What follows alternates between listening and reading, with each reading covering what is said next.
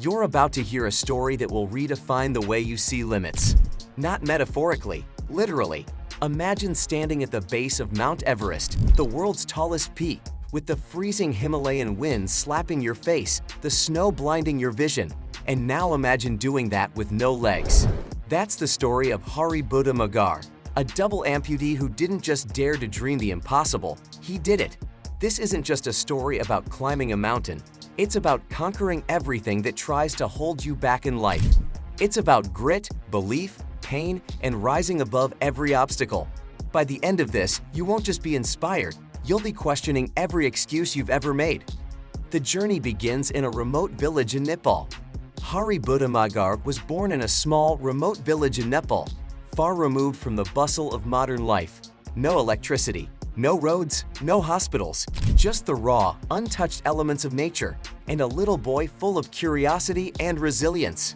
Born into the Magar tribe, Hari lived a life of hardship from the very beginning. As a child, he walked barefoot to school for hours, often in the cold, often without proper clothing. That might sound like a cliché, but for Hari, it was a reality. Life wasn't about luxuries, it was about survival. And yet, even then, there was a fire in him. He wanted to do something with his life. He had no idea that one day he would become a global symbol of strength. Back then, the mountains he saw in the distance were just part of the background. Little did he know, one of them would one day be the very thing that defined his life. A warrior spirit, joining the Gurkhas. In his late teens, Hari made a decision that would shape his life forever. He joined the British Army's legendary Gurkha Regiment. For those who don't know, the Gurkhas are one of the most respected and elite military units in the world. Their motto, "Better to die than to be a coward," Hari lived by that. He served with distinction for over 15 years, proving himself in some of the world's harshest conflict zones. Iraq, Afghanistan, Kosovo. The military gave him purpose, discipline, and brotherhood. It turned that barefoot village boy into a seasoned soldier. But with war comes danger, and one day in Afghanistan, everything changed. While on patrol, he stepped on an improvised explosive device, IED. The blast took both his legs. In an instant, his military career ended. But the warrior inside him, that part didn't die. It just had to learn how to fight a different kind of battle. Losing his legs but not his life. After the explosion, Hari was airlifted out of Afghanistan. He woke up in a hospital bed, groggy, confused, and unable to move. When he looked down and saw that his legs were gone, his world stopped. Can you imagine that moment? Going from being a strong, independent soldier to someone who couldn't even stand. Depression hit, hard. For months, he battled with his mental health. The darkness was real. He felt worthless, like his life had no meaning anymore. The image of himself as a provider, a leader, a warrior, it was shattered. But as days turned to weeks and weeks into months, something began to change. He started to reflect. Yes, he had lost his legs, but he hadn't lost his will to live. And that shift in mindset is what started the climb, not the literal one, but the emotional and mental Everest that stood before him. From hopelessness to a new mission. Most people would stop there. Most would say, well, I guess this is my new normal. But Hari wasn't most people. He realized he had a choice. Remain a victim or become a fighter once again. He chose to fight. He started setting small goals, learning how to walk again using prosthetic legs, rebuilding his strength, talking about his experience. He became vocal about disability rights, traveling, sharing his story, and spreading awareness. But deep down, there was something else growing inside him, a mission bigger than himself. He wanted to show the world that disability doesn't mean inability, and the way he chose to prove that, by taking down one of the greatest physical challenges on Earth, climbing Mount Everest. That's right, the man with no legs set his sights on the highest point on the planet, not for fame, not for applause, but to change perceptions forever. The roadblocks and the fight to climb. You'd think that with his military record and inspiring mission, people would rush to support him. But that's not how it went down.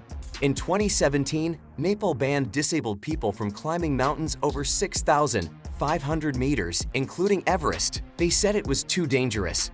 Hari was furious, not just because he was being excluded, but because the ban sent the wrong message to millions of disabled people that their dreams were automatically out of reach. He fought back. He joined hands with disability rights organizations, filed legal challenges, and after a long battle, the ban was finally lifted in 2018. That victory wasn't just personal. It opened the doors for others like him to dream bigger. But the mountain still stood tall. It didn't care about his protests or his courage.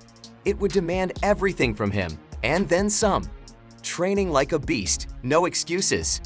Climbing Everest isn't a walk in the park for anyone, let alone someone with no legs. But Hari wasn't interested in sympathy.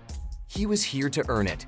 He trained like an absolute beast, swimming, rowing, hiking, climbing smaller mountains, learning how to use specially designed prosthetics that could grip the ice. He built insane upper body strength because he'd need to pull himself through brutal terrain. Training took years. He suffered injuries, dealt with doubt, faced cold nights and aching limbs. But he kept going because this wasn't just about climbing a mountain. It was about climbing out of the label the world tried to slap on him. Every pull-up, every icy slope, every fall and rise, it all said one thing: I'm not done yet. The climb begins, entering the death zone. In April 2023, Hari finally began his historic climb. Alongside a team of expert Sherpas and supporters, he set out from base camp. Everest is 8,849 meters tall. That's almost 29,032 feet. And after 8,000 meters, you enter what climbers call the death zone, where the air is so thin your body slowly begins to shut down. Every breath feels like inhaling through a straw. Frostbite becomes a constant threat. Avalanches can strike at any moment. But Hari pressed on, day after day, night after sleepless night. He pulled himself across ice cliffs, crevasses, and brutal snowstorms. His prosthetic legs sometimes froze. At one point, he even lost one. But he kept moving, because turning back was never an option. This was more than a climb. It was a message to the world: never, ever count anyone out. Reaching the summit, the ultimate victory. On May 19, 2023, Hari Budha Magar stood at the top of the world. Literally, the man who had once believed his life was over, who had battled trauma, who had no legs, now stood on the summit of Mount Everest. The moment was surreal, emotional, powerful. He raised the flag of Nepal and the UK and dedicated the climb to all those who feel limited by life. Standing there, looking down from the highest point on Earth, he wasn't just a mountaineer, he was a symbol. A reminder that every limitation is just a challenge waiting to be broken. And when he finally made it back to base camp, exhausted but alive, the world took notice. His name made headlines, but more importantly, his story began to ripple, touching the hearts of millions around the world. Still watching? Good, because here's something you need to hear. The summit of Everest wasn't the end for Hari, it was just the beginning. His story shows that when life takes something from you, you can still give the world something even greater. So ask yourself, what summit are you afraid to climb? Life after Everest, a new kind of climb. After Everest, Hari didn't slow down. Instead, he accelerated. He began working more actively with veterans, amputees, and youth with disabilities. His speeches? Absolutely fire. He talks about mental resilience, self-belief, and how adversity can either break you or build you into something unshakable. He's also been campaigning for more accessible infrastructure, better rehab programs for wounded soldiers, and global disability inclusion.